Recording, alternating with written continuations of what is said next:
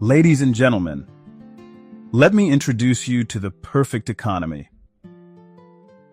One of the most diversified export baskets on the planet.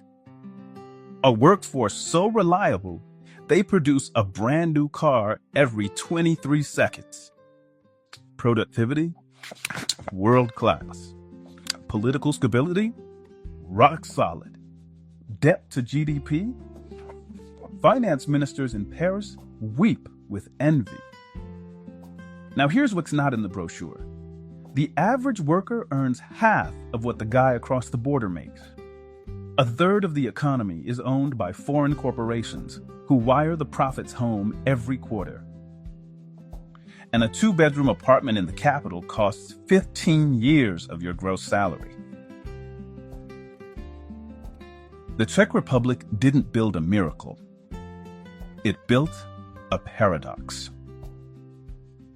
And today, we're pulling the whole thing apart. The year is 2025. You're scrolling through economic rankings and you see something that makes you double take. The Czech Republic, a country of barely 11 million people, landlocked in the heart of Central Europe, has the lowest unemployment rate in the entire European Union. We're talking 2.7%, lower than Germany, lower than the Netherlands, lower than every single one of the 27 EU member states. Sounds like an economic miracle, right? Now hold that thought. Because that same country, with virtually everyone employed, pays its workers roughly half of what Germany pays theirs. A country where the average worker in Prague can afford to buy just 0.47 square metres of apartment space per month with their salary. Where a 70 square metre flat costs 15 years of gross wages. Where foreign corporations own over a third of entire economic sectors and send hundreds of billions of crowns in dividends back to headquarters in Amsterdam, Munich, and Vienna every single year.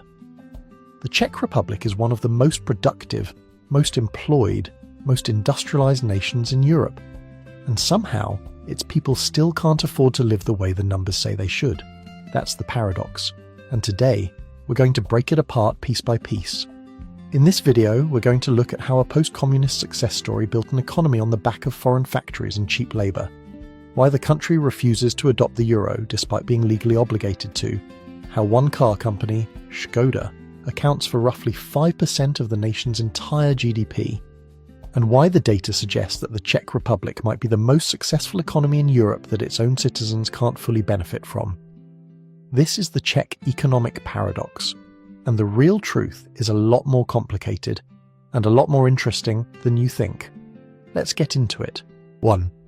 The Assembly Line Republic: How Cars Became the Economy. Let's start with the backbone, the thing that holds this entire economy together, and the thing that could, if the wind blows the wrong way, bring it all crashing down. Cars. The Czech Republic is, per capita, one of the largest automobile producers on the planet. In 2023, the automotive sector accounted for approximately 10% of the country's entire GDP, the highest share of total value added of any country in Europe. Not Germany, not Italy, the Czech Republic. A country most people couldn't point to on a map produces more cars relative to its economy than the nation that invented the Autobahn. And it's not just the assembly lines. When you factor in the full supply chain, the parts manufacturers, the logistics companies, the tooling shops, the component suppliers, the automotive sector directly and indirectly employs roughly 434,000 people. That's about 8% of total employment in the country.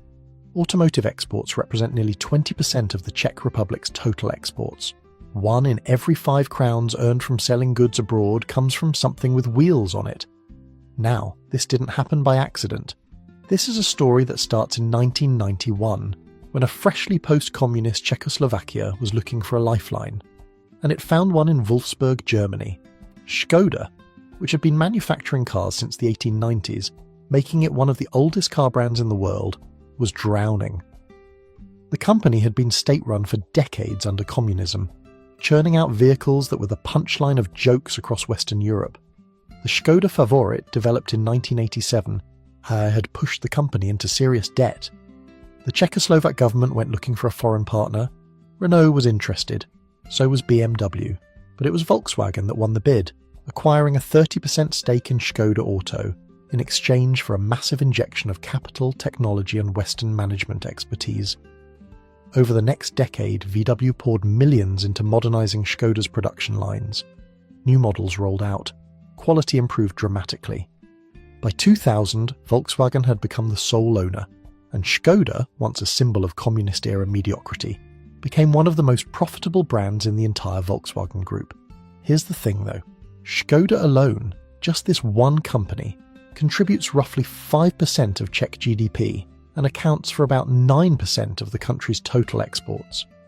In 2018, Škoda produced a record 886,100 vehicles at its Czech factories. At full capacity, the Czech Republic as a whole produces over 1.3 million passenger cars per year. That's a new car rolling off a Czech assembly line every 23 seconds. But Škoda isn't alone. Hyundai arrived in 2006 with the single largest foreign direct investment the Czech Republic had ever received, 34.4 billion Czech crowns, to build a factory in Nošovice. Toyota set up a plant in Kolín. Together with their supply chains, these three foreign-owned automakers form the industrial spine of the Czech economy. And here's where the paradox starts to bite. Because the flip side of being an automotive superpower is that you're also an automotive hostage. Ladislav Till, a lecturer at the Prague University of Economics and Business, put it bluntly in an interview with Fortune. The automotive sector in Czechia accounts for around 500,000 jobs when you include the full supply chain. And, in his words, so frankly speaking, if anything goes wrong, they are out of business, and this country could technically financially collapse. That's not hyperbole. That's an economics professor at a major Czech university saying, on the record, that the country's economy is one bad automotive cycle away from systemic failure. And the threats are real. The EV transition is the big one. According to IMF model simulations, the Czech Republic's auto industry would suffer the largest GDP loss among European producers from what they call an EV shock, a scenario where Chinese electric vehicles capture a significant share of the EU market. The projected short to medium-term loss, around 1.5% of GDP. For context, that's roughly the equivalent of wiping out an entire year's worth of economic growth. The Czech Republic built its post-Cold War economy the same way Germany did after reunification, with a laser focus on manufacturing and industry. Manufacturing as a share of GDP has hovered above 20% for the last 30 years, bucking the Western trend of deindustrialization. Industry as a whole accounts for 37% of the economy. That model worked beautifully for 3 decades. The question now is whether it can survive the next one. Because when your economy is a factory floor, you're only as strong as the next order. And when the products on that factory floor are internal combustion engines in a world that's legislating them out of existence, well, that's not just a paradox. That's a ticking clock. The Czech Republic doesn't just make cars. In many ways, the Czech Republic is cars. And that's either a tremendous asset or an existential vulnerability, depending on which direction the wind is blowing. Right now, the wind is shifting to the dividend drain when your economy works for someone else. Here's a question that should bother you. What happens when a country does everything right? Attracts foreign investment, builds world-class factories, trains a skilled workforce, maintains political stability, and the profits from all of that work get wired to a bank account in another country. Welcome to the Czech Republic's most uncomfortable economic reality. Let's set the scene. After the Velvet Revolution in 1989 and the subsequent split of Czechoslovakia in 1993, the newly independent Czech Republic needed capital. Badly. The state-owned enterprises inherited from the communist era were bloated, inefficient, and technologically outdated. The solution? Privatization. Open the doors to foreign investors. Let Western capital modernize the economy. And it worked. Foreign direct investment flooded in. By 2020, the ratio of FD stock to GDP in the Czech Republic had reached 77.5%, ranking it 9th among all OECD countries. The largest sources of investment were the Netherlands and Germany, followed by Austria, France, and Luxembourg. Foreign money rebuilt the banking sector, the retail sector, and, as we just discussed, the automotive sector. But here's the catch that nobody talked about in the 1990s and that everyone is talking about now. When foreign companies set up shop in your country, they don't just bring jobs and technology. They also bring profit expectations, and those profits, once earned on Czech soil by Czech workers, have a tendency to leave. The numbers are staggering. According to figures from the Czech Statistical Office, around a third of all Czech workers are employed by foreign-owned companies. When you strip out the public sector, that share of the private economy is even larger. The major banks, foreign-owned. The biggest supermarket chains, foreign-owned. The three largest automakers, all foreign-owned. Škoda belongs to Volkswagen, Hyundai is South Korean, Toyota is Japanese, and the dividends flow accordingly. In 2016 alone, dividend outflows from foreign-owned Czech companies were worth 289 billion Czech crowns. At the time, that was roughly 7% of GDP leaving the country as profit repatriation.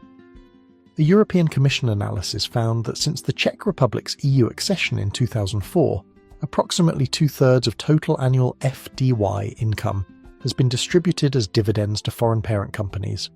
Not reinvested, not spent locally, sent home.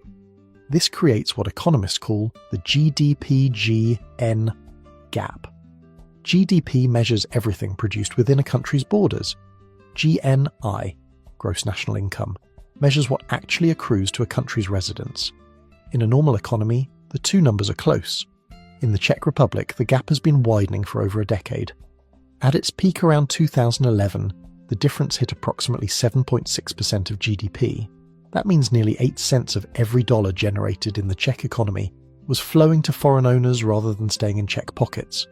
Think about that for a moment. You show up to work, you're productive, you're employed, your company is profitable, and a significant chunk of the value you create gets booked as someone else's income in Amsterdam or Stuttgart. Now, to be fair, and this is where nuance matters, the argument for this arrangement is legitimate. Foreign investment brought things the Czech Republic desperately needed: modern technology, management expertise, access to global supply chains, and integration into European markets. Without Volkswagen, Škoda might not exist as a competitive automaker today. Without foreign banks, the Czech financial system might have collapsed during the transition. The overall combination of greenfield investment, employment creation, tax revenue, and domestic spillovers has had a substantial positive impact.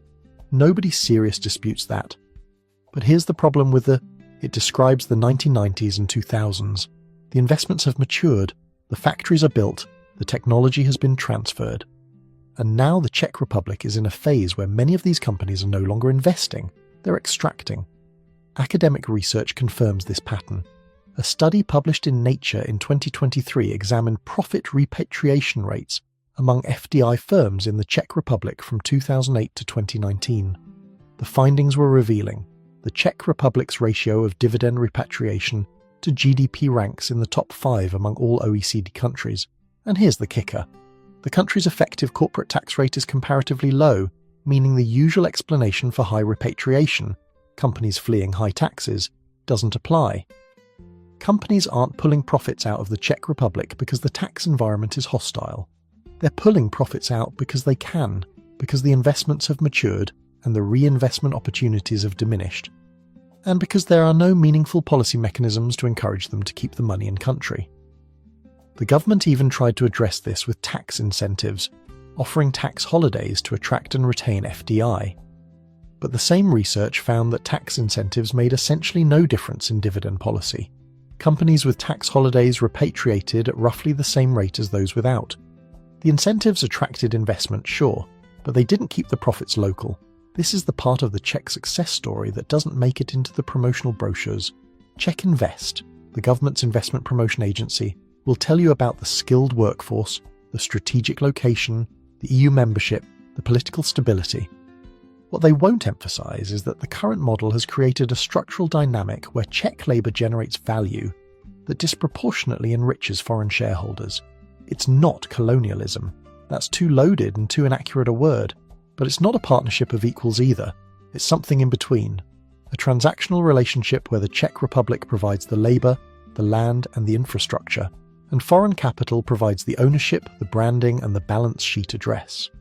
As one Radio Prague international analysis noted, while foreign investment over the last 25 years has been considerable, the other side of the coin is that most of the dividends from those profits now flow outside the country. The Czech Republic has become remarkably good at producing wealth, and the paradox is that it's less good at keeping it. And when you combine that dividend drain with the wage numbers we're about to look at next, the picture gets a lot more uncomfortable. If you're enjoying this breakdown, hit the subscribe button. We go deep on economics, geopolitics, and the stories behind the numbers.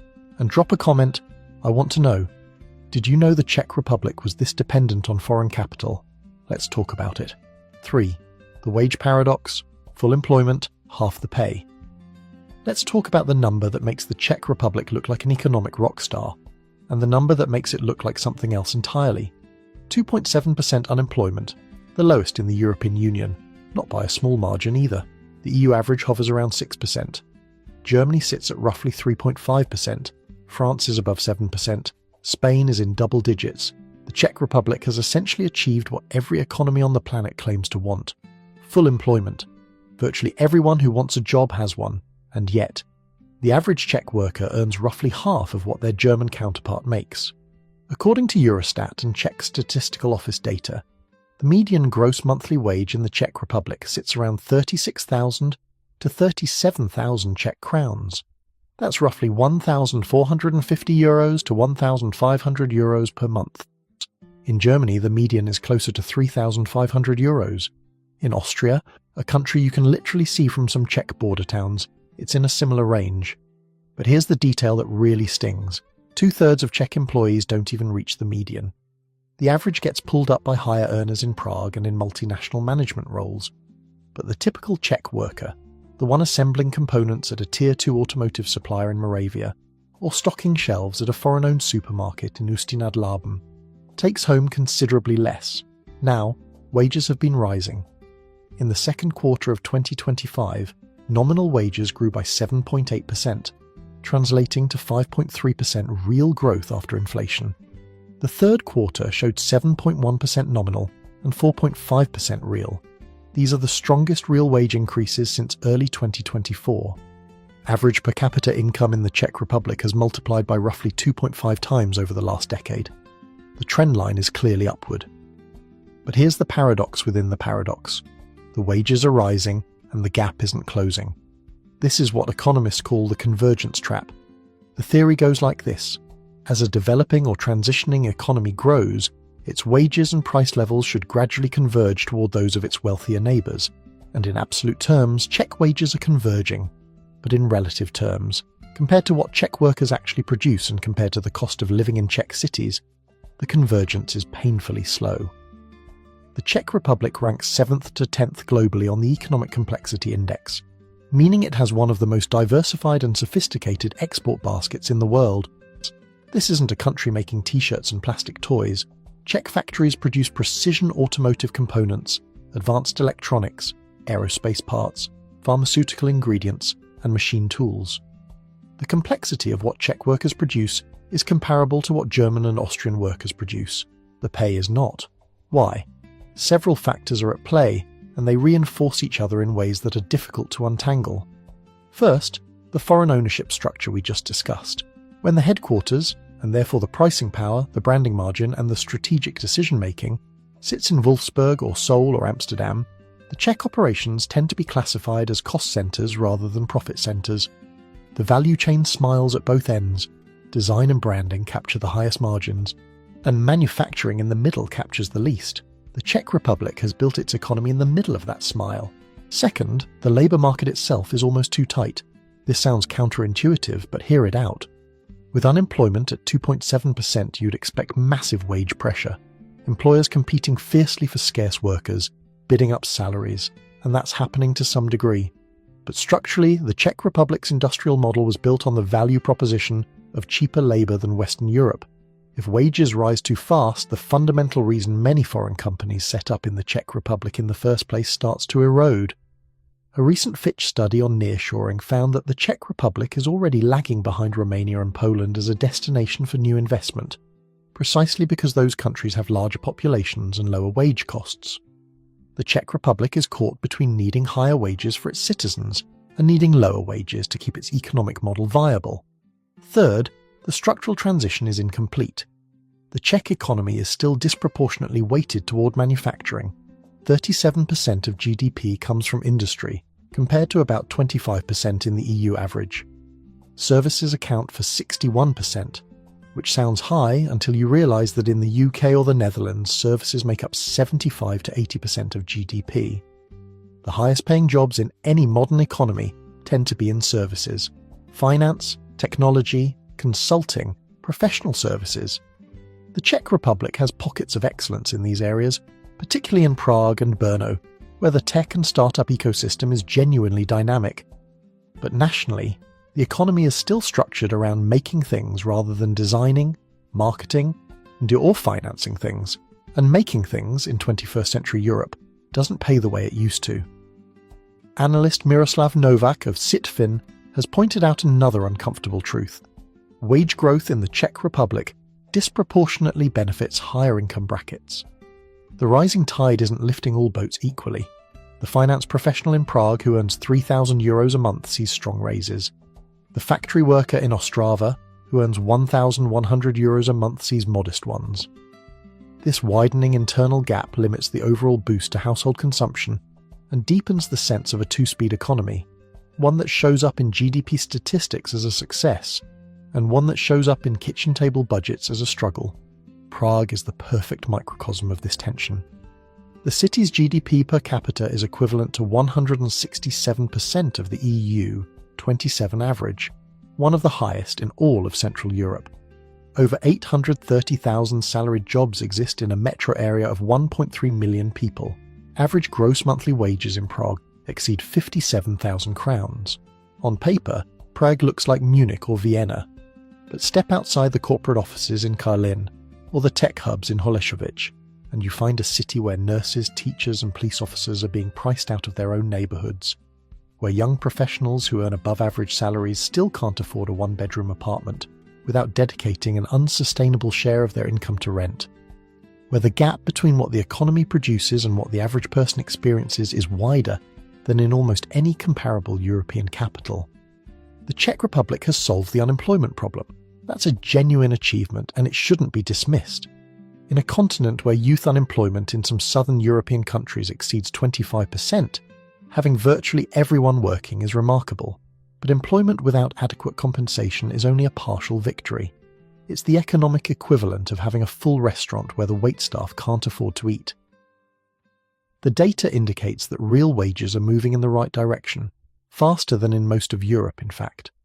But the destination is still far away, and as long as the economy remains structured around being Europe's high-quality, low-cost workshop, producing complex goods at a discount for brands headquartered elsewhere, the convergence math is going to remain frustrating. The Czech worker is, by almost every measure, one of the most productive and reliable in Europe. The question isn't whether they're earning that productivity. The question is why the system isn't built to let them keep more of it. 4. The Prague Trap, a capital city that can't house its own people.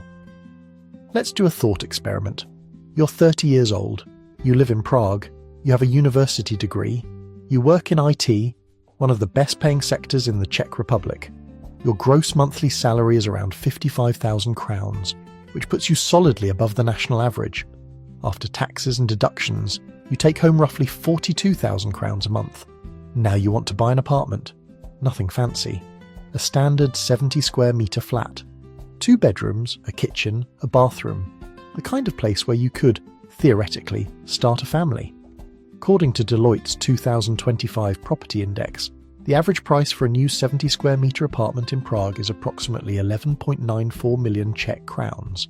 That's roughly €480,000 for a 2-bedroom flat. In a city where the median income is a fraction of what it is in Paris, Amsterdam or Munich, cities where that same price might actually make sense relative to earnings. How long would you need to save for that apartment if you put every single crown of your gross salary toward the purchase, spending absolutely nothing on food, rent, transportation, or the small luxury of continuing to exist? 15 years. That's the Deloitte number. Prague requires 15 gross annual salaries to buy a standard apartment, making it the 3rd least affordable major city in Europe for home ownership, and that number worsened by 1.7 annual salaries compared to the previous year. It's not stabilising, it's accelerating. And if you're thinking, okay, but surely renting is more manageable, not really. Deloitte data from Q2 2025 shows that renting a 70 square metre apartment in Prague costs over 30,000 crowns per month. Just 3 years earlier, the same apartment was under 24,000. That's a 25% increase in 3 years. For a worker earning the average Prague net income, rent alone now consumes a punishing share of their paycheck. A Remax analysis from late 2025 put the absurdity into an even sharper frame. With an average Prague gross monthly salary of roughly 65,000 crowns, and average prices for older apartments hitting 137,000 crowns per square metre, a typical Prague salary can purchase exactly 0.47 square metres of apartment per month, less than half a square metre. You'd need to work for nearly 18 months just to afford the floor space of a bathroom stall. Meanwhile, new build apartments in the capital average 177,000 crowns per square metre, and in premium districts prices hit 300,000 crowns per square metre. That's approximately 12,000 euros per square metre, pricing that's inching towards central London or inner Paris territory, in a city where salaries are a third of what those markets pay. How did this happen? The answer is a collision of multiple forces, none of which are easy to fix. Supply is chronically insufficient. The Czech Republic has one of the slowest and most bureaucratic building permit processes in the EU. According to the OECD, inflexible zoning laws and slow planning procedures have constrained housing supply for years. The Czech Banking Association reported a cumulative deficit of over 20,000 dwellings compared to the long-term average, with roughly half of that shortfall concentrated in Prague and the central Bohemian region. Despite a modest increase in housing starts in 2024, completions remain stubbornly below what the market needs. Developers brought delayed projects from 2022 and 2023 to market in 2024, but the structural gap between what's being built and what's being demanded hasn't closed. Demand, meanwhile, has surged. Immigration has driven marked population growth in recent years, which has outpaced apartment completions across the country. Household confidence improved through late 2025, and the Czech National Bank noted that the share of households intending to buy property in the next 12 months has risen. Mortgage rates, while still elevated, fell below 4.8% in early 2025, triggering a wave of new borrowing. Mortgage market activity strengthened by 83% year-on-year in 2024. Property prices rose by 10.7% on average nationwide, with new apartments climbing even faster at 13%. And then there's the structural math. The Czech National Bank's own analysis acknowledged that between 2015 and 2024, house prices in the Czech Republic increased by 123%, while household incomes grew by only 83%. That's a 40 percentage point gap. Prices relative to income increased by 24% over that period. The imbalance isn't a blip. It's a decade-long structural divergence. The human consequences are already visible. A Czech Statistical Office report found that despite Prague's average net income per household member exceeding the national figure by over 25%, nearly 14% of Prague households cannot afford an unexpected expense of roughly 15,600 crowns, about 630 euros. In one of Europe's most expensive capitals, a meaningful share of residents is one broken appliance or one car repair away from financial stress, and the demographics are shifting in response. Prague is experiencing an exodus of young residents. People in their 20s and 30s, the very demographic a capital city depends on for economic dynamism, are moving to the central Bohemian region, to suburbs, to smaller cities where housing is still within reach. This isn't aspiration, it's surrender. A nurse, a teacher, or a junior police officer in Prague earns a salary that was never designed to compete with property prices that have detached from local economic reality.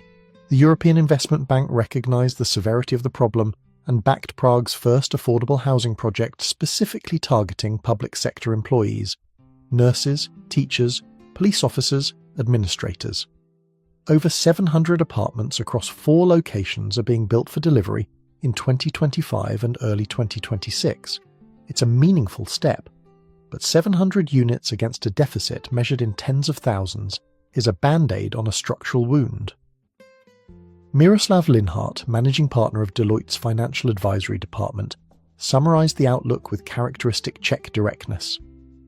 The situation remains unfavorable, and fundamental changes aren't yet on the horizon. The gap between wage growth and property prices is further deepening. is as wages cannot keep up with the rising costs of residential housing.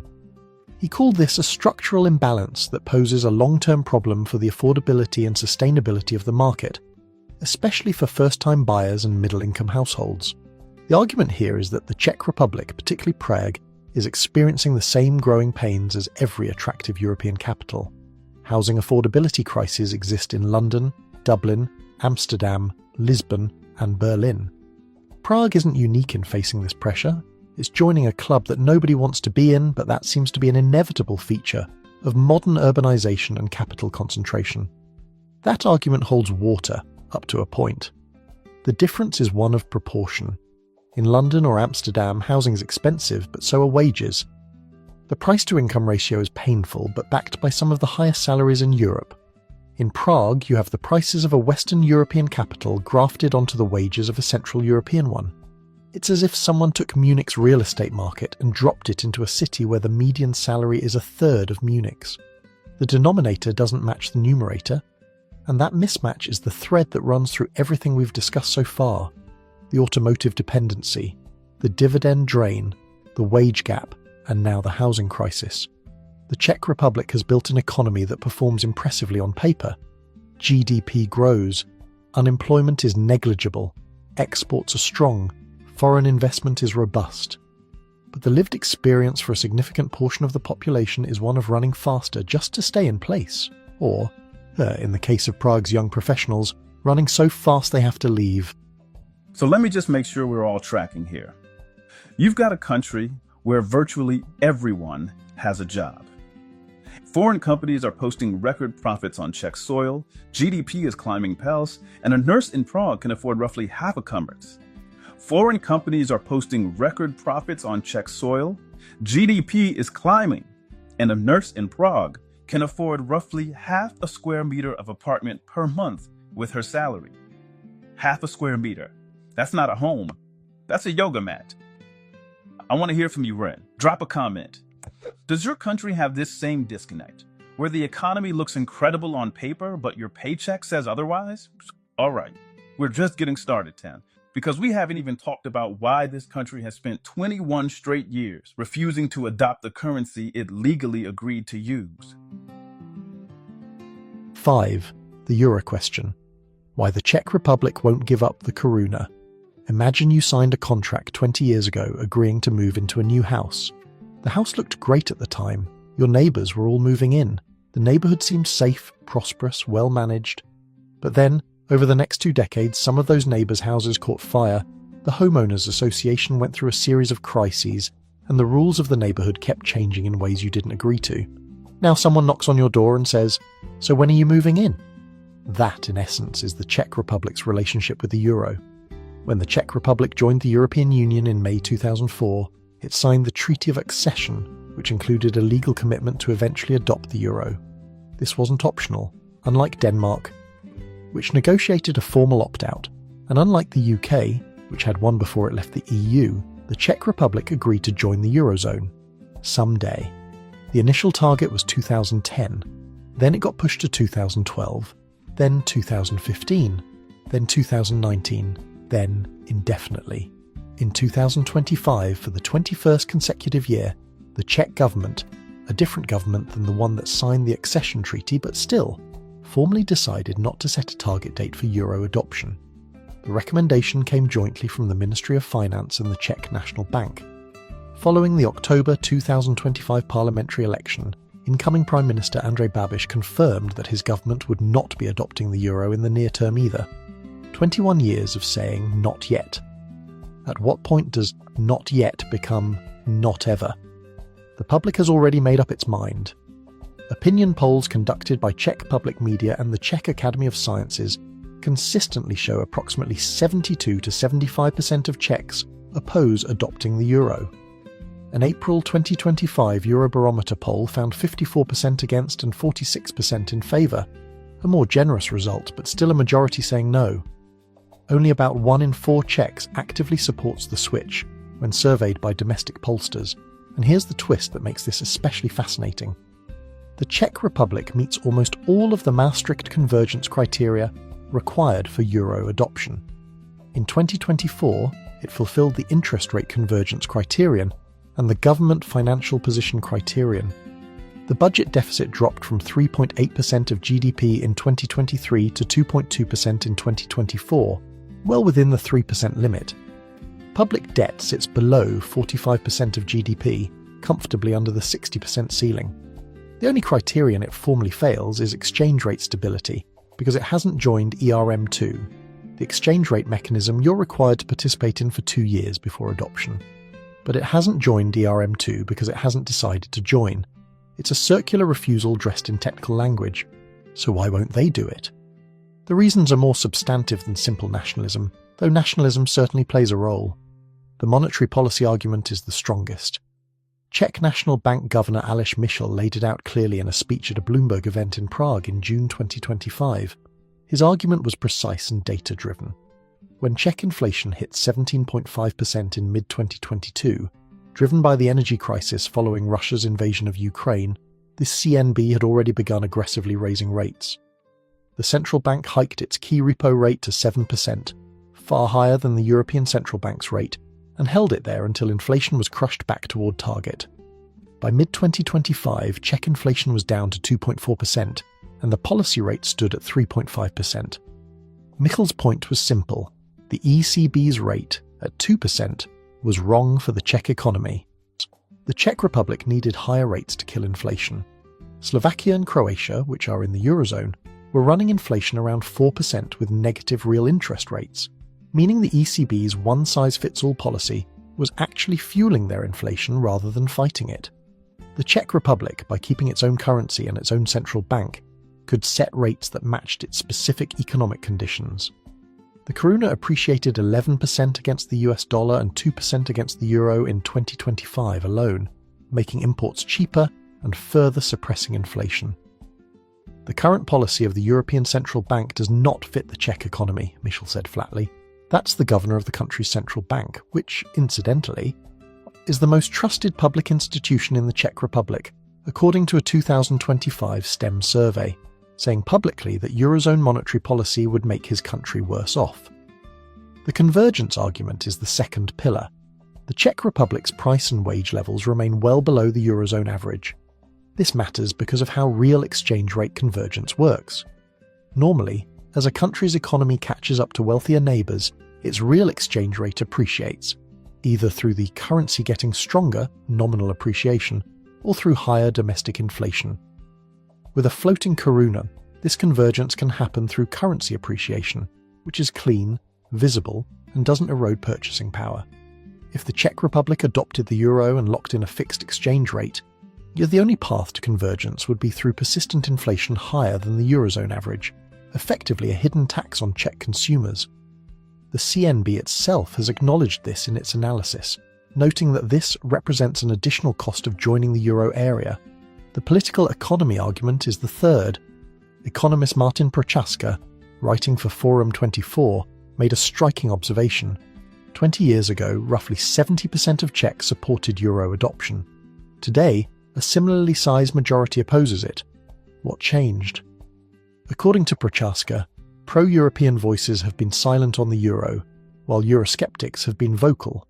The European debt crisis of 2010 to 2012 was the turning point. Watching Greece, Portugal, Spain, and Ireland struggle through sovereign debt crises, unable to devalue their currencies or set their own interest rates, convinced a generation of Czech voters and policymakers that monetary sovereignty was worth more than the convenience of a shared currency. And there's an ironic counter-data point that Euro supporters love to cite. Slovakia, which joined the Eurozone in 2009, now has public support for the euro at nearly 80%. The Slovaks went through the same initial fears, adopted the currency anyway, and broadly came to appreciate it. Czech euro advocates argue their country would have the same experience, that opposition is based on fear of the unknown rather than economic reality. But the against that comparison is also strong. Slovakia adopted the euro before the European debt crisis. It never had to watch, from inside the Eurozone, as the system nearly imploded. The Czech Republic watched from outside, and drew a different conclusion. There's also a practical dimension that often gets overlooked. More than half of Czech corporate loans are already denominated in euros. Czech companies that export to the Eurozone, which is most of them, already price, invoice and borrow in euros. The government recently allowed companies to keep accounts, pay wages and pay taxes in foreign currencies, which in practice means the euro. In many ways, the Czech private sector has already semi-adopted the euro through the back door, while the public sector and household economy remain in koruna. The National Economic Council, NERV, just an expert advisory body, produced a report noting that euro adoption could lower inflation and long-term prices and create pressure to reduce the price differential on goods that cost more in the Czech Republic than in the Eurozone. But it simultaneously warned that joining would mean surrendering control over interest rates at exactly the moment when the CNB's independent policy has proven its value. The Czech Republic's euro dilemma is, in miniature, the dilemma of European integration itself. The economics might favour joining, the politics don't. The technocrats see the logic, the voters see the risk, and every year the decision gets pushed to the next government, the next election cycle, the next assessment report. For now, the koruna endures, the CNB sets its own rates, the exchange rate floats, and the Czech Republic remains one of only 3 EU member states from the 2004 enlargement, alongside Poland and Hungary, that still hasn't adopted the currency they agreed to adopt. 21 years of not yet. The data suggests it could easily be 30. 6. The German umbilical cord. When your biggest partner becomes your biggest risk. There's an old saying in economics that when America sneezes, the world catches a cold. In Central Europe, the saying needs updating. When Germany sneezes, the Czech Republic gets pneumonia. A third of all Czech exports go to Germany. 20% of Czech imports come from Germany. The largest source of foreign direct investment in the Czech Republic is Germany. The largest company in the Czech Republic, Škoda Auto, is owned by a German company. The largest single bilateral trade relationship the Czech Republic has, by an enormous margin, is with Germany. This isn't a trade partnership. It's an economic dependency so deep that Czech and German industrial output have moved in virtual lockstep for over a decade. When German manufacturing PMI goes up, Czech manufacturing PMI goes up. When German factory orders decline, Czech factory orders decline. Since Germany's industrial downturn began in 2022, both countries' manufacturing PMIs have been in contraction territory for nearly 3 years straight, a remarkable period of synchronized pain, driven by higher energy costs, falling demand, and the slow-motion restructuring of European industry. And here's what makes this dependency specifically dangerous right now. Germany itself is in trouble. In 2023, the conservative German newspaper Die Welt called the Czech Republic Europe's sick man, borrowing the phrase historically reserved for, well, Germany. But by 2024 and 2025, many analysts were applying that label to Germany itself. German GDP contracted in 2023. Growth was essentially flat in 2024. The IMF projected German growth at just 0.8% for 2025, roughly a third of the Czech Republic's projected rate. Volkswagen, the parent company of Škoda, announced sweeping cost cuts and factory closures in Germany. The German automotive industry, long the engine of European manufacturing, was facing existential questions about its competitiveness against Chinese EVs, its energy costs following the loss of cheap Russian gas, and its ability to maintain its global market position. The Czech Republic is tethered to this, not loosely, structurally. When you look at the Czech economy's integration into European supply chains, the pattern is unmistakable. Czech factories don't make finished products that go directly to end consumers in most cases. They make components, automotive parts, precision machinery, electronic sub-assemblies, that feed into German final assembly. The Czech Republic is, in supply chain terms, a Tier 1 and Tier 2 supplier to Germany's manufacturing base. If the German car industry slows, Czech parts manufacturers lose orders. If German industrial production declines, Czech industrial production follows within weeks. The OECD noted in its 2025 economic outlook for the Czech Republic that while direct trade exposure to the United States is limited, goods exports to the US account for only about 3% of total Czech exports. The recent increase in US tariffs would still affect the Czech economy via European manufacturing supply chains, especially for automotive parts. In other words, the Czech Republic doesn't need to export to America to be hurt by American tariffs. It just needs Germany to be hurt by them, and it will feel the impact downstream. This vulnerability isn't hypothetical. It played out in real time during 2022 and 2023, when energy prices spiked across Europe following Russia's invasion of Ukraine. Germany's energy-intensive industrial base took an enormous hit. The Czech Republic, despite having its own energy challenges, was hit again through the trade channel.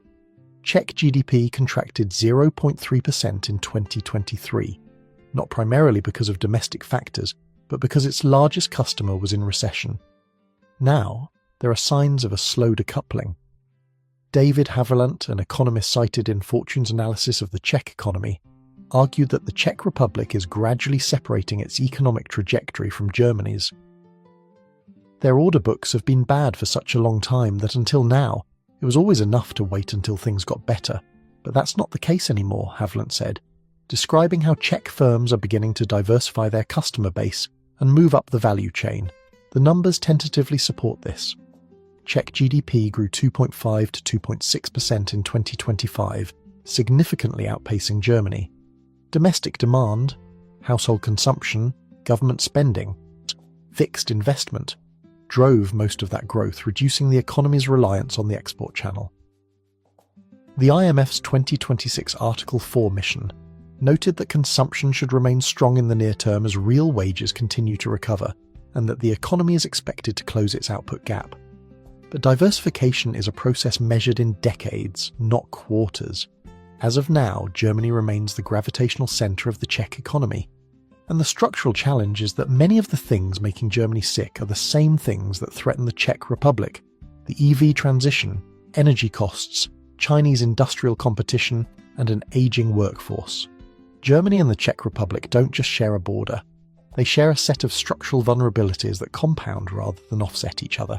The OECD put it diplomatically in its forecast. The fiscal expansion in Germany and stronger use of EU funds will support faster growth in 2026. Translation: the Czech Republic is counting on Germany spending its way out of stagnation, because if Germany doesn't recover, the Czech export engine won't fully restart. There's also a deeper strategic question buried in this dependency, one that doesn't show up in GDP figures but matters enormously for the Czech Republic's long-term sovereignty. When your economy is structurally integrated into another country's supply chain, your economic policy becomes, to a significant degree, an extension of theirs.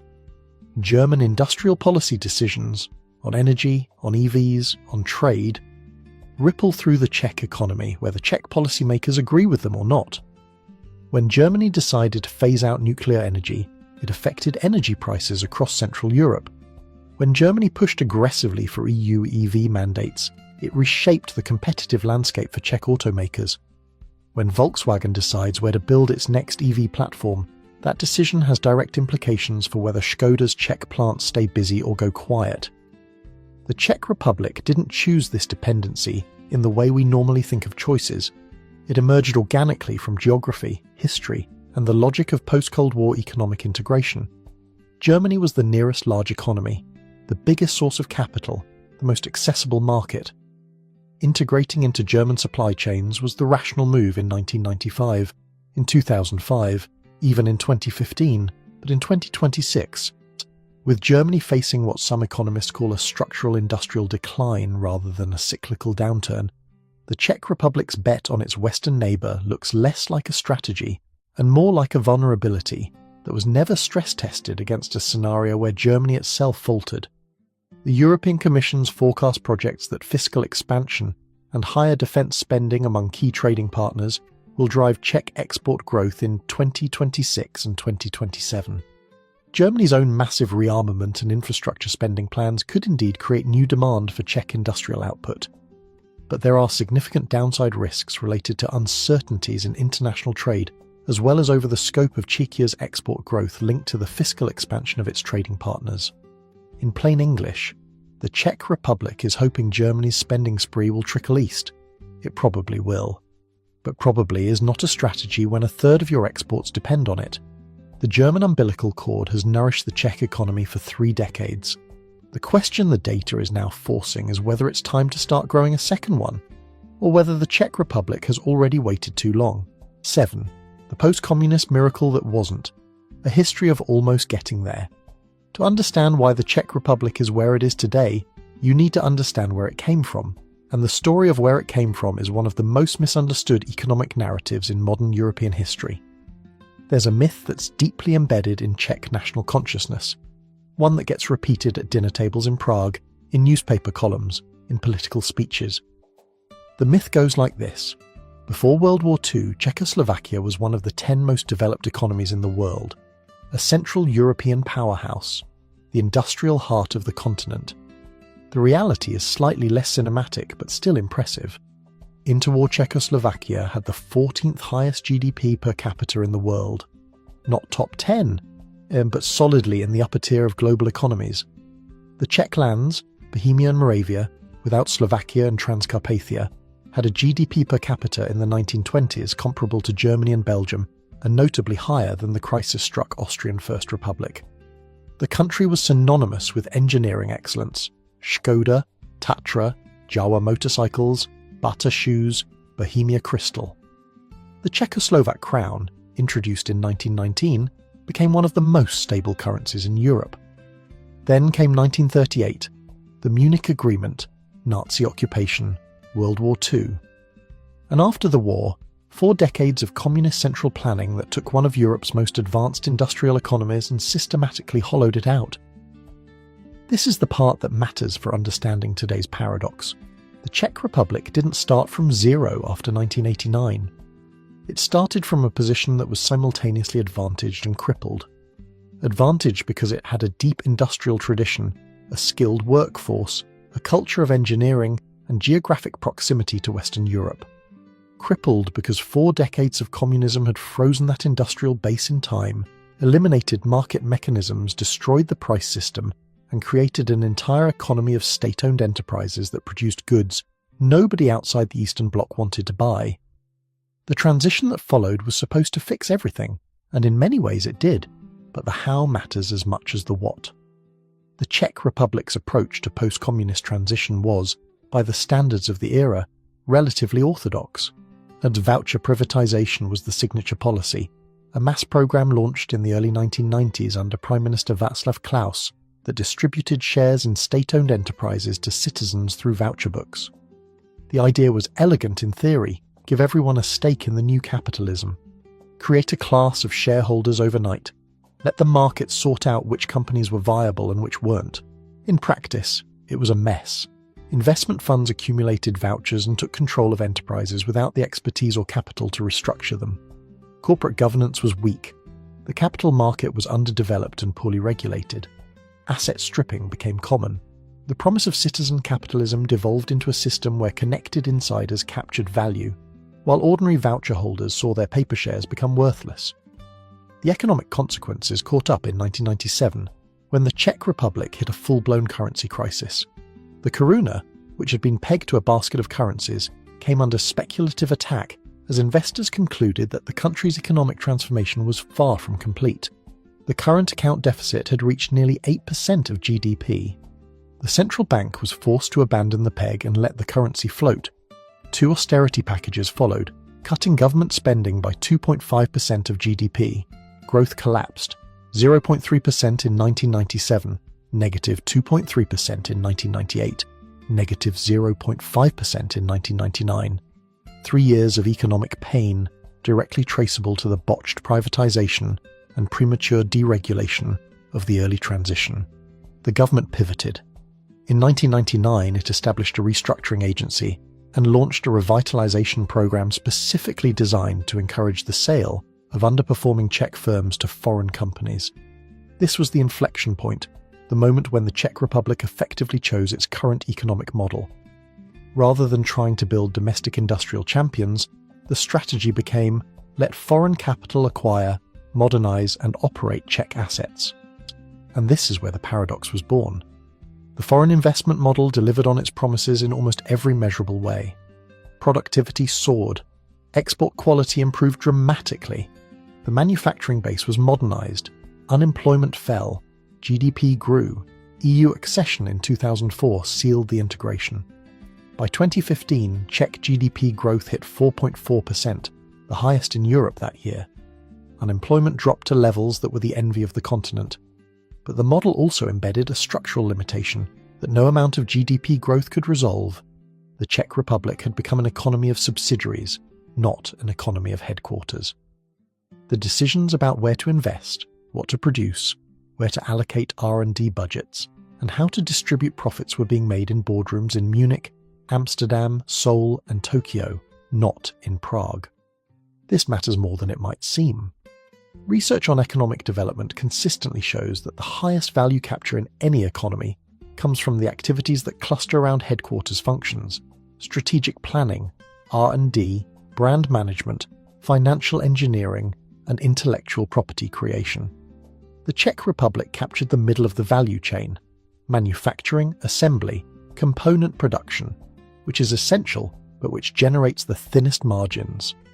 The IMF's 2026 Article 4 assessment of the Czech Republic captures this structural reality with diplomatic precision.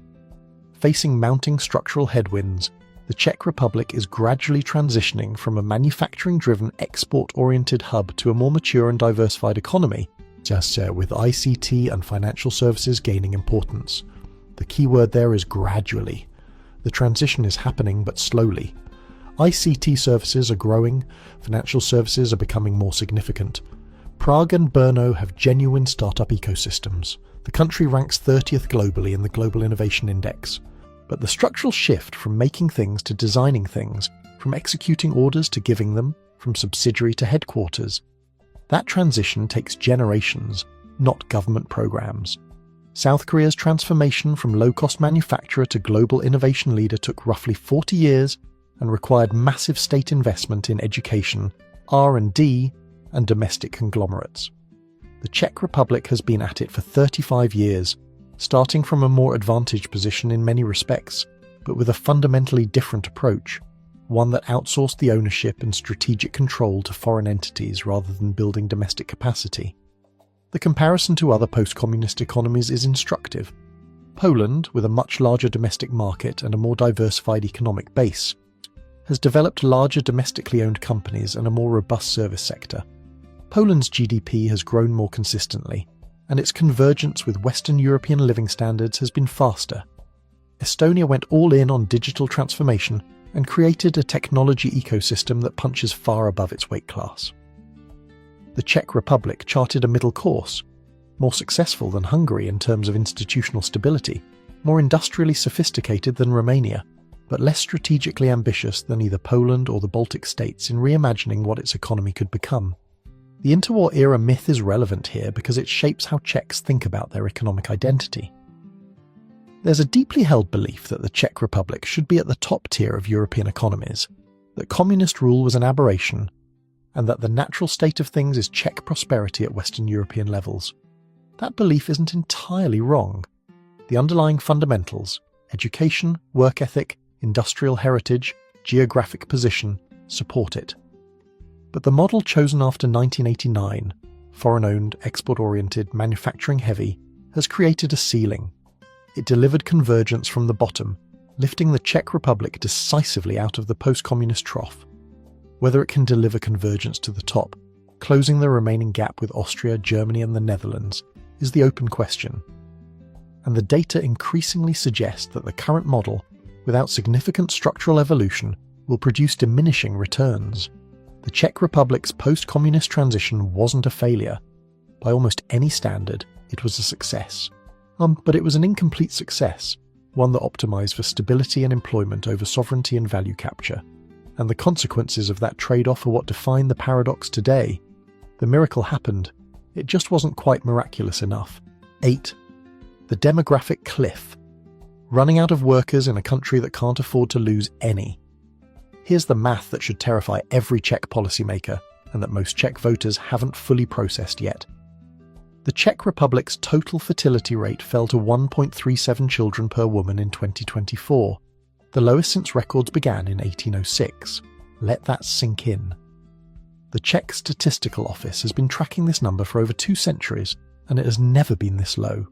Not during the World Wars, not during the Communist era, not during the 1990s economic transition. The country's fertility is at its absolute nadir in recorded history. Jezina Kukurkova, head of the Department of Demography at Charles University in Prague, warned that the rate could fall even further, potentially reaching 1.25 for 2025. For reference, to replacement level fertility, the rate needed to maintain a stable population without immigration, is 2.1. The Czech Republic is producing children at barely 60% of what it needs to sustain itself. The median age of the Czech population is now 44.8 years. The share of residents aged 65 and above stands at roughly 21% and is projected to rise to 30% by 2050. That means in 25 years, nearly 1 in 3 Czechs will be of retirement age. The working age population is shrinking, and the dependency ratio, the number of retirees each working age person must support through taxes and social contributions, is climbing toward levels that will strain the pension system, the healthcare system, and the public finances that underpin both. And here's where it collides with everything else we've discussed. Remember, the Czech Republic already has the lowest unemployment in the EU at 2.7%. There are virtually no idle workers left to absorb. The country reported roughly 264,000 job vacancies, positions that employers cannot fill. According to a Manpower Group survey, 66% of Czech employers report difficulties hiring workers. In 2023, each employer actively seeking to hire was missing an average of 4.4 employees. The labour market isn't just tight, it's suffocating. The OECD projects that this tightness will intensify. Labour market pressure is expected to rise by 3% by 2032 and 11% by 2042 compared to 2022 levels. And that's assuming current immigration patterns hold. They might not. Because here's the second demographic shock. Net migration turned negative in the first half of 2024. The Czech Republic, which had relied on immigration, particularly from Ukraine, to partially offset its demographic decline, saw a net outflow of 7,600 people. Many of those leaving were residents whose temporary protection status had expired. For the first time in years, more people were leaving than arriving. The traditional migration buffer, the demographic safety valve that every aging European country depends on, evaporated. The irony is painful. The Czech Republic has a labour shortage so severe that it's acting as a structural constraint on economic growth. Businesses literally cannot expand because they cannot find workers. The Eurus network identified the most acute shortages in IT specialists, healthcare personnel, automation experts and engineers, precisely the high-value roles that the economy needs to move up the value chain. And the demographic pipeline is getting narrower, not wider. Until recently, the Czech Republic was actually held up as a demographic success story in the region. Compared to its Central European neighbours, Poland, Hungary, Slovakia, it had maintained relatively higher fertility rates and a more open approach to immigration. The Centre for Eastern Studies in Warsaw published an analysis noting that Czech fertility performance was so strong relative to the region that it was cited in Poland as a model to emulate. That was just a few years ago. Today, Czech demographers are raising the alarm in language that borders on existential. The workforce dynamics are already shifting in visible ways. Over the past decade, the average age of a Czech worker has increased by more than 2 years. Younger generations are strongly preferring service sector and knowledge economy jobs and are largely unwilling to fill the manufacturing and production roles that form the backbone of the industrial economy. The structural transition we discussed earlier, from manufacturing towards services, isn't just happening because of policy choices. It's happening because the demographic composition of the workforce is forcing it. Out of a total workforce of roughly 5.51 million employees, approximately 825,000, or 15%, are foreign nationals. That share has been growing, and the government has increased quotas for non-EU workers from countries like the Philippines, Mongolia, and other non-European labour markets to address shortages. But this approach faces political headwinds. Public opinion in the Czech Republic, while not as hostile to immigration as in Hungary, is far from enthusiastic, and the political landscape after the 2025 election, with Andrej Babiš back in power, suggests that aggressive expansion of immigration is unlikely. Demographer Eva Valdaufová, in a paper published by the Czech Statistical Office, identified the core issue with surgical precision. While the majority of the Czech population still desires 2 children, realistic intentions remain lower, owing to economic uncertainty, unaffordable housing, and a lack of government support. And there it is. The paradox loops back on itself. Young Czechs aren't having children because they can't afford housing. They can't afford housing because prices have outrun wages, Wages are constrained because the economy is structured around mid-value manufacturing for foreign owners. The economy can't restructure faster because it doesn't have enough workers, and it doesn't have enough workers because young Czechs aren't having children. It's a feedback loop with no obvious exit ramp. The pension system is already under pressure. The government passed pension reforms in 2024, but the IMF and European Commission both flagged long-term fiscal sustainability as a significant concern. Planned large-scale infrastructure projects, a new high-speed railway network, the expansion of the Dukovany nuclear power plant will place additional financial burdens on public budgets that are simultaneously being squeezed by aging-related spending. The OECD estimated that if the Czech Republic could reduce the exit rate of older workers to match the levels of the top 10% of OECD countries in that metric, it could boost annual GDP per capita growth by up to 0.4 percentage points. That's not nothing, but it's a mitigation strategy, not a solution.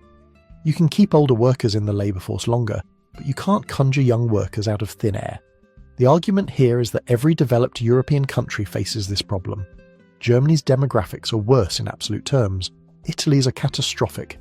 Japan has been dealing with population decline for decades. The Czech Republic isn't unique. It's just European, that's true. But the Czech Republic has a smaller margin for error than most. Germany can offset demographic decline with massive capital investment, world-leading R&D, and global brand dominance. Japan has automated its way through decades of workforce shrinkage. The Czech Republic, with its subsidiary-based economic model and its constrained fiscal space, has fewer levers to pull. The demographic clock doesn't pause for policy debates. Every year that passes without a meaningful response, whether through immigration reform, family support policies, housing affordability, or accelerated automation, the math gets harder. The Czech Republic is running out of workers in an economy that was built on having lots of them. And the generation that was supposed to replace the retiring workforce is smaller than any generation the country has ever produced. That isn't a paradox, that's a countdown. 9. The other Czech Republic, Silicon Bohemia, and the race to reinvent. So far, this has been a story of structural constraints, foreign dependency, and a model running into its limits. And all of that is true. But it's not the only truth. Because inside the paradox, something else is happening. Something that doesn't get nearly as much attention as the factories and the dividend outflows. The Czech Republic is quietly building a tech economy. And it might just be the thing that eventually resolves the paradox, or at least softens it. According to the Smart Market Report 2025, Czech startups now contribute over 5% of the country's GDP and employ more than 150,000 people. ICT revenues are projected to reach $24.3 billion by 2026, with major growth in software development and cybersecurity. Prague has over 700 startups. The Czech Republic ranks 30th globally and 3rd in Central and Eastern Europe, behind only Estonia and Lithuania, in the Startup Link Global Startup Ecosystem Index 2025. Brno, the country's second city, has earned the nickname Czech Silicon Valley for its concentration of R&D centres, technical universities, and innovation hubs. And this isn't just small ball. The Czech Republic has already produced genuine global tech success stories. Avast, the cybersecurity company founded in Prague in 1988, grew to serve over 435 million users worldwide, generated nearly $900 million in annual revenue, and IPO'd in 2018 before being acquired into the Gen Digital family. Kiwi.com, the travel tech platform, built a global business from Brno. Rolik Group, the online grocery delivery company. Ida became the Czech Republic's first unicorn, a private company valued at over $1 billion. Product Board, the product management platform, raised funding from Kleiner Perkins and serves clients like Microsoft and Zoom, while maintaining a significant engineering presence in Prague. The foundations supporting this ecosystem are genuinely strong. Roughly 31% of the Czech workforce hold STEM degrees, one of the highest rates in Europe. The country produces approximately 50,000 university graduates annually, many from internationally respected institutions like Charles University, Czech Technical University in Prague, and Masaryk University in Brno. There's a deep bench of engineering talent with roots stretching back over a century. The same engineering culture that built Škoda and Tatra is now producing AI researchers, high-house cybersecurity specialists, and SaaS developers. and approximately 60% of Czech startups have integrated AI into their core products, positioning the ecosystem at the cutting edge of the technology wave that's reshaping every industry on the planet. Czech companies are particularly strong in cybersecurity, a legacy of Avast and AVG's dominance, as well as health tech, fintech, and e-commerce. The government is paying attention too. Czech Invest, the National Investment Promotion Agency, has expanded its focus beyond manufacturing FDI to actively support the startup ecosystem. A startup visa program has been introduced to attract international tech talent, and flagship investments in advanced manufacturing are beginning to shift the industrial profile. onsemi, the American semiconductor company, announced one of the largest ever investments in the Czech Republic, an expansion of its semiconductor fabrication facility. This is one of the first major investments in advanced semiconductor manufacturing in Central Europe, and it's expected to accelerate the automotive industry's transition toward electromobility, while positioning the Czech Republic in the global semiconductor supply chain. Infrastructure is evolving too.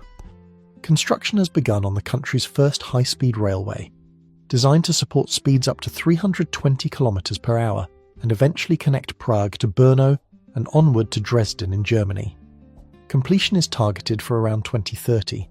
For a country whose economic geography has been constrained by its relatively slow rail connections, Prague to Brno currently takes about 2.5 hours. A high-speed link could reshape regional economic dynamics, making it easier for workers and companies in Brno's tech hub to integrate with Prague's financial and services centre.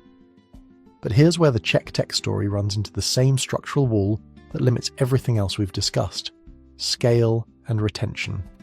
The Czech Founders Community, an organisation of startup leaders working to strengthen the ecosystem, published a candid analysis of the 2025 State of European Tech report. Their findings were both encouraging and sobering. The ecosystem is growing, the talent is world-class, but every fourth Czech founder, 25%, is considering relocation abroad. The pattern is familiar. Promising Czech startups incorporate in Delaware, raise capital from US funds, and shift key functions or headquarters outside the country. The value creation has Czech fingerprints, but the upside, the equity appreciation, the late-stage returns, the job creation that comes with scaling, accumulates elsewhere. Sound familiar? It's the same dynamic as the FDI model, just in startup clothing. Czech talent creates value. Foreign capital captures the largest share of returns. The innovation has Czech DNA, but the ownership, and therefore the wealth, flows outward. The bottlenecks are specific and well documented. Stock option taxation is punitive. Employees who receive equity as part of their compensation face tax bills that make equity-based hiring uncompetitive with Western European or American offers. Venture capital is scarce domestically. The Czech Republic lags significantly in VC investment per GDP compared to leading European ecosystems. Bankruptcy laws are harsh on founders, creating a higher cost of failure that discourages risk-taking. And deep capital markets for late-stage funding essentially don't exist, meaning companies that need $50 million or $100 million rounds to scale must look to London, Berlin, or San Francisco. The State of European Tech report itself warned that without deeper local capital pools, Europe as a whole risks becoming an exporter of innovation rather than an economic winner of its own tech. For the Czech Republic specifically, this warning cuts deep, because it describes precisely what has already happened in the manufacturing economy.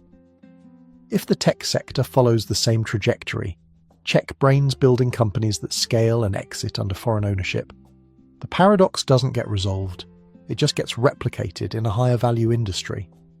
The Czech Chamber of Commerce has stated explicitly that moving away from heavy industry is key if GDP growth is to exceed the 1% to 2% range over the long term. The IMF's 2026 assessment acknowledged the transition underway, noting that ICT and financial services are gaining importance in what it described as a gradual shift from a manufacturing-driven, export-oriented economy to a more mature and diversified one. Employment data confirms the trend. In early 2025, nearly 62% of workers were employed in services, up from lower levels even a few years prior, while manufacturing employment continues its slow structural decline. The ingredients for transformation exist: the talent, the engineering culture, the geographic position, the EU membership, the institutional stability. All of it is real.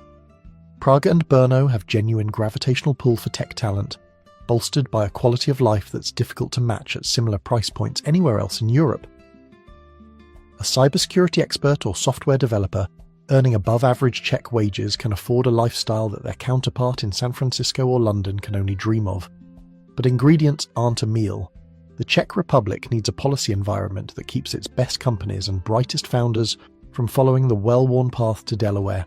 It needs domestic capital formation that can compete with foreign VC. It needs tax reform that makes equity compensation viable. It needs to build the institutional infrastructure of a knowledge economy, not just the skills, which it already has, but the ownership structures, the capital markets, and the legal frameworks that allow Czech-founded companies to scale as Czech companies. The tech sector is the most credible answer to the Czech paradox. It's the path from subsidiary to headquarters, from manufacturing margin to innovation margin, from producing value for others to capturing value for itself. The question is whether the Czech Republic can build the runway fast enough, and whether the demographic, fiscal and structural headwinds we've discussed will allow the economy the time it needs to make the leap. The race is on. And for the first time in decades, there's a lane that doesn't lead through a German factory floor. 10. The real truth, living inside the paradox. So where does all of this leave us? Let's take a step back and look at the full picture. Because if you've followed this entire breakdown, you might be feeling something like cognitive dissonance. And that's exactly right. That's the paradox working as intended. On one hand, you have a country with the lowest unemployment in the European Union, a GDP that grew 2.5 to 2.6% in 2025, while Germany barely managed 1%. A manufacturing base so sophisticated it ranks in the global top 10 on the Economic Complexity Index. A public debt-to-GDP ratio below 45%, well under the EU average and the envy of most Western European finance ministries. A poverty rate that's the second lowest in the entire OECD, trailing only Denmark. A ranking of 16th globally in inequality-adjusted human development, ahead of the United States, the United Kingdom and France. An institutional environment stable enough that the Czech National Bank is the most trusted institution in the country. A startup ecosystem ranked 30th in the world, and producing companies like Rolik Group and Product Board that compete on the global stage. By almost any conventional measure, the Czech Republic is an unambiguous economic success story, a country of 11 million people that emerged from 4 decades of communist central planning and, within a generation, built one of the most productive, most employed, most industrialized economies in Europe. That's not a paradox, that's a triumph. But, on the other hand, you have a country where the average worker earns roughly half of what their counterparts across the border in Germany and Austria make, despite producing goods of comparable complexity, where foreign-owned corporations send hundreds of billions of crowns in dividends out of the country every year, creating a GDP-GNI gap that means a meaningful share of the nation's output enriches shareholders in Amsterdam, Munich and Seoul, where Prague requires 15 years of gross salary to buy a standard apartment, making it the third least affordable capital in Europe relative to income, where the fertility rate has fallen to 1.37, the lowest in over 200 years of records, because young people can't afford the housing or the economic stability to start families, where the automotive sector, the spine of the economy, accounts for 10% of GDP and faces existential threats from the EV transition and Chinese competition, where dependency on Germany means that every stumble in Berlin sends tremors through Prague and Brno, and where the most promising tech founders are looking at Delaware incorporation because the domestic capital markets can't fund their growth. That's the paradox. Not that the Czech Republic is failing, it isn't. Not that the Czech Republic is succeeding, it is, but incompletely. The paradox is that the very model that produced the success is now generating the constraints. The foreign investment that modernized the economy also created a profit pipeline that flows outward. The manufacturing excellence that drove employment also locked the economy into a value chain position that caps wages. The tight labour market that looks so good in headlines also reflects a demographic crisis that's eating the workforce from below. The housing market boom that signals confidence also prices out the generation the country most needs. The IMF, in its 2026 Article 4 assessment, described the Czech Republic as a country gradually transitioning from a manufacturing-driven, export-oriented hub to a more mature and diversified economy.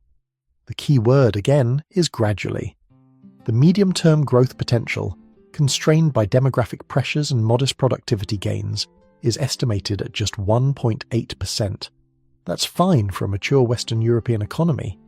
For a country that still needs to close a significant income gap with its neighbours, it's not fast enough. The structural reform agenda is well understood.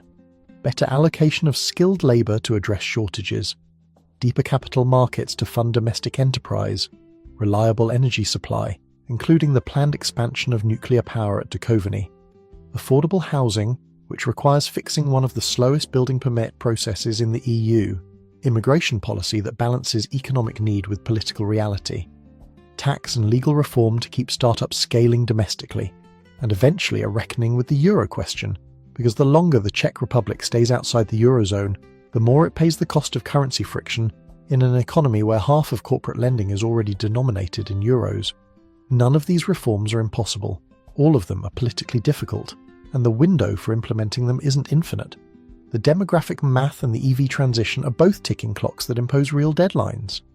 But here's what I think deserves emphasis, and this is the part that most economic analysis of the Czech Republic misses.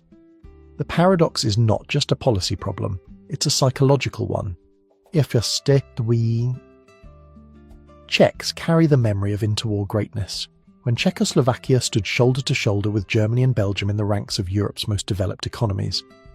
They carry the wound of communist stagnation, 40 years during which that potential was suppressed. And they carry the frustration of the post-1989 deal, a bargain that said, in effect, open your economy, let in foreign capital, integrate into European supply chains, and prosperity will follow. Prosperity did follow, but it followed at a pace and in a form that feels, to many Czechs, like being forever almost there. Close enough to Western European living standards to see them, too far away to touch them. That gap, between what the numbers say the Czech Republic is and what ordinary Czechs feel it should be, is the emotional core of the paradox. And it explains why the country remains in so many ways a nation of almost Western European wages, almost unaffordable housing, almost ready for the euro, almost diversified beyond manufacturing, almost retaining its best startups, almost solving its demographic crisis. The Czech Republic doesn't need a revolution. Its fundamentals are genuinely strong, stronger than most of its critics give it credit for, and stronger than many of its citizens believe. What it needs is the next evolution of a model that has already delivered remarkable results, but has reached its natural ceiling. The assembly lines brought the country from post-communist ruin to European respectability. The next chapter, if it comes, will be written in code, in labs, in boardrooms that are located in Prague rather than Wolfsburg, in housing policies that let young people stay in the cities where the jobs are, in immigration frameworks that fill the gaps the birth rate can't, in capital markets that keep Czech innovation under Czech ownership. The real truth about the Czech Republic isn't that it's broken. It's that it built something impressive, and now it has to decide whether to keep maintaining what it built or to tear down just enough of the old structure to build something better. That decision is the paradox, and it's one that the data alone can't resolve. It requires something that economic models don't measure, the political will to change a system that works, because works isn't the same as works well enough. For a country with the engineering precision to produce a new car every 23 seconds, the challenge isn't capability. It's ambition. And if Czech history teaches anything, it's that this is a nation that has reinvented itself before, from Habsburg province to independent republic, from wartime occupation to communist satellite, from planned economy to EU member state. Each time the transformation was wrenching. Each time it was incomplete, and each time the Czechs emerged with something better than what came before. The paradox isn't the ending of the story, it's the beginning of the next one.